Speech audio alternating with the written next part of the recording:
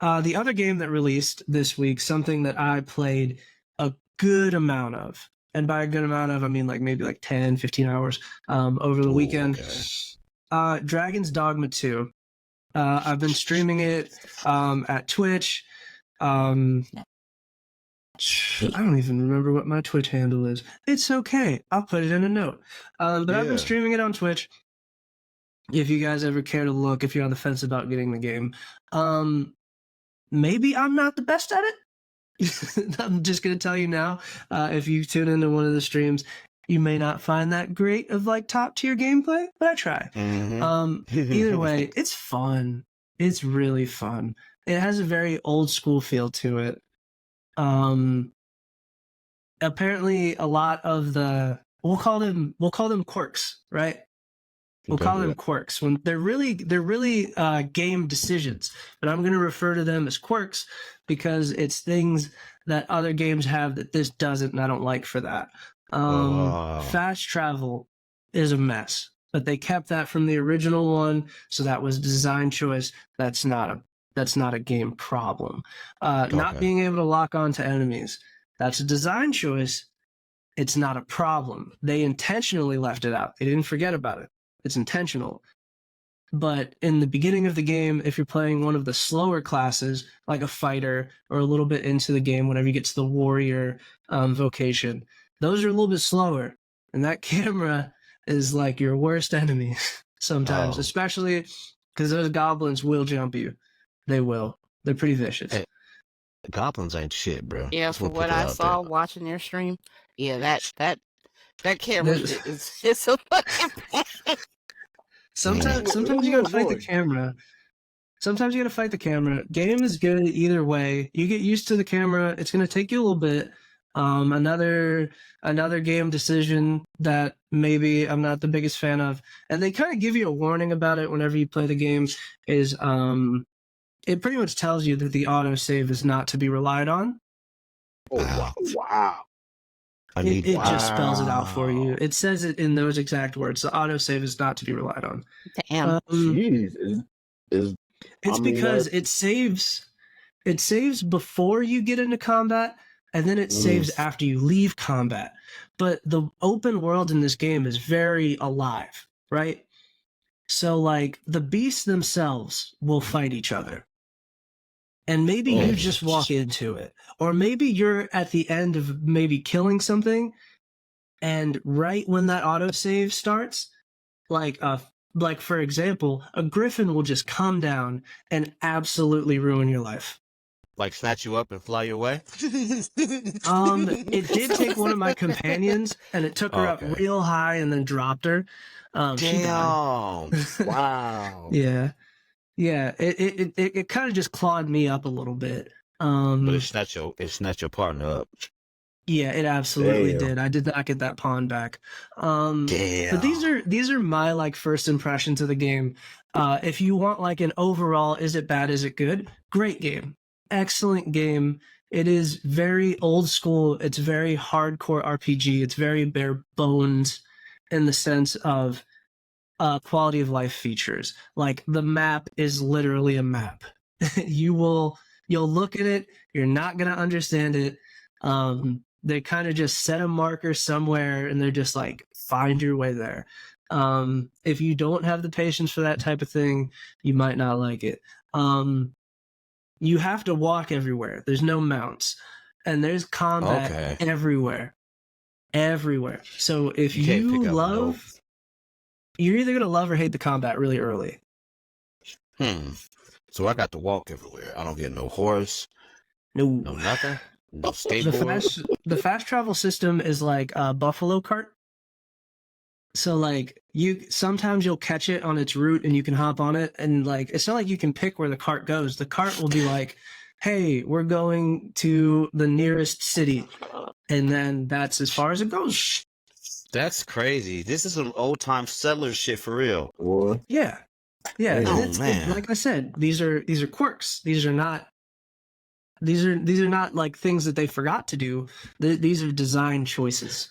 These was I just had to look up what the fuck a buffalo cart was, because I was completely lost. It's like, what the fuck is a buffalo? I see it now. I didn't know that was a buffalo card. I didn't know that was called a buffalo. Okay. All right.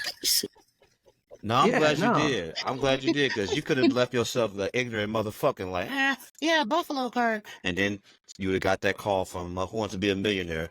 Which one of these pictures is a buffalo? Oh my God. But no, your pride got in the way. You didn't look it up. But now you looked it up, so you won't win that one now. That's going to come in handy one day. Yeah, buffalo card. Yeah, but besides that, it's I don't know if any of you guys have picked it up yet. I think I was the only one in the party who picked it up. Yeah.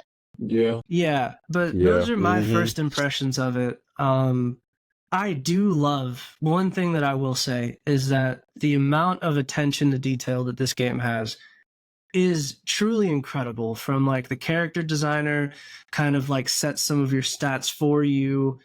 There's certain like enemy types and beast types that like favor certain characters.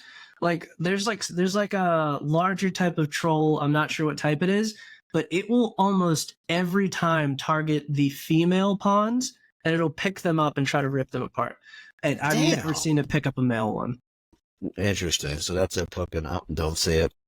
Yeah, and then like certain, you know what kind of troll that is, right? Yeah, and then certain beasts will like certain beasts will only target like they'll come in and they'll swoop up and pick up your leftovers. They're like scavengers. So we got fucking vulture trolls. Goddamn, it's womenizing trolls. Okay, all right. I'm still pretty early into the game. Like I said, I got maybe like 10, if I'm wrong, maybe 15 hours. You have to understand that like out of those 15 hours, maybe 5 of them, this game has my full attention, because you know I got a baby and I got a wife and I got stuff I got to do around the house. But yeah, it is. This is a game that demands your full attention. Undivided. And give it to the me. challenge level, a lot of people are saying that it's easy because they're trying to compare it to like Elden Ring. It's not Elden Ring. It's not a Souls-like. It's an action adventure game. There's certain areas that you're not supposed to be in yet, and the game won't tell you. You got to figure that out yourself. You may stumble upon a dragon. You may climb up a hill and find a griffin's nest. Or maybe you'll just find a tunnel full of goblins and you'll just swing each one of them one time and then have a great time. But like, that's the sense of adventure.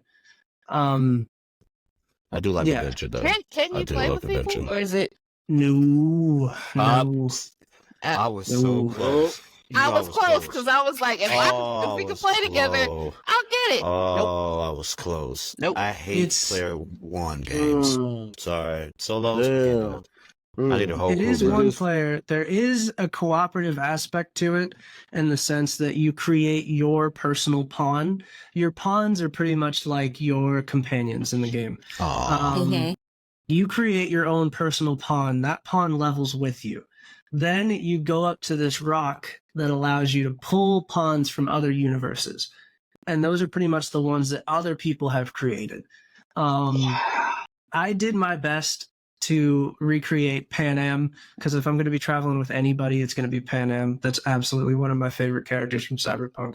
But I've seen Lae'zel, I've seen Shadowheart, I've seen Kratos, I've seen somebody made Simba, because there's like cat people. Wow. Yeah, you name it. People. Arya Stark. I found Arya Stark. Wow, that's cold blooded. That's cold blooded. Yeah, that's like the social aspect of it. But yeah, that's the good. Now, if you were to Google Dragons Dogma today, you would get a whole different conversation. And that's because after the review copies went out, and the game finally released, we all learned about the microtransactions. There's a lot. There's a lot of microtransactions. Apparently, there's a lot of in-game items that are not very hard to get. It's really not that hard to get stuff in this game. The game gives you a lot of materials all the time. You do have a weight limit of stuff you can carry. Encumbrance is a thing. So, yeah, maybe too much items sometimes. But that's what they sell. They sell like a couple cosmetics, and then they will the thing that people are upset about is that they will nickel and dime you for every single type of currency, rare items, stuff like that. So they're pretty much, people are upset because they feel like they're being forced to pay for these things. Like an example, one of them is there's like a little token you can buy in the store and it allows you to change your character's appearance. The game doesn't tell you that you can change your appearance when you get to the first town. There's a place you can go to do that. But if you didn't know that there was a place that you can do that, you'd be really upset because you'd be like, oh, I have to pay like $2 to be able to change the way my character looks. No, they're just giving you a shortcut to do it. And this is my personal experience, and I can only speak for me personally. Whenever I play single player games, I don't look for microtransactions because why do I need them? It's a single player game. Why need them? So I didn't see any of the microtransactions because I never went to that page. So like the microtransactions didn't offend me because I didn't look for them. Have I had a screen pop up that says speed things along by this? No, that's never happened to me. I've never been without something that I needed and been like, oh, I gotta bite the bullet. I gotta pay $5 to get this from the microtransaction store. I haven't. And knowing that option is there for me, does it make me want to buy them? No, it doesn't. It really doesn't. But this is absolutely a big no-no for Capcom. It's not a good look, though. I'm not making excuses. I'm not making excuses for the game at all. They shouldn't have done it. It's a shitty thing to do. It undermines the beautiful game that they've created and all the hard work that they put into it, because now it's all people are going to talk about is how they nickel and dime to all these microtransactions in the game. In a single player game. Yeah. So like you can't buy cool shit? Like Dragon Armor? I don't buy that. I think there's armor on there. There's probably armor on there. That's I know that some of y'all are some amazing adventurers and great gamers, but I'm just gonna go buy it. I don't have time. Like you got your dad, you got babies. Hey, just give me the Dragon Armor and I'll be back. How much have I cost? I don't know. Like I said, I don't look for that in my single player games. Okay. I just like armor. I mean, and toys. They had the bag. They had the bag, and they fumbled it. But did they really? But did they really? I mean, again, yeah, it's not like they're egregiously throwing it in your face, but it's just it's the principle of the matter that they slid those microtransactions in after the review cycle finished. It's the principle. That is true. Like I said, it's I'm not making excuses for them. They still fucked it up. But when it comes to the game itself, it wasn't there at first. And it wasn't there for the reviewers. The reviewers, it wasn't there. They put it in after the game's full release. Yeah. So the reviewers didn't know that there was microtransactions. So the community, whenever they went into the game and they found the microtransactions, because they're not hard to find, they were like, why didn't my favorite video game reviewer X, Y, and Z talk about how egregious these microtransactions are? And a lot of reviewers came out and they're like, hey, I'm not a shill for Capcom. I didn't know they were there. They weren't there for the review copy for me. Okay, well then that's different then. That's different. Yeah, that's switcheroo on my motherfucking ass. Exactly. Yeah, they're not. Are the microtransactions egregious? Yes. Do you need them? No. The amount of microtransactions and what they're there for, is it awful? Yes. Am I going to buy them? No. Is it shitty that they waited until the game was released to put them in the game? Absolutely, and that's what people are upset about. Exactly. So because if you're gonna be an asshole about something, at least be upfront about it. At least stand. If you're gonna be on some bullshit, at least stand on your bullshit. Yeah, I don't know. Capcom has a troubled history in gaming for me. Yeah. This is Capcom we're talking about here. This isn't the first time they've done something like this, and it probably won't be the last time. But not at all. Not at all. It really undermines how great the game is, and I want to fully address that fact first. Is the game good? Yes. Will the microtransactions ruin the game for you? No, unless you focus on that. Right. But are they there? And the fact that they're there, will that kind of piss you off? Maybe. Maybe. Yeah.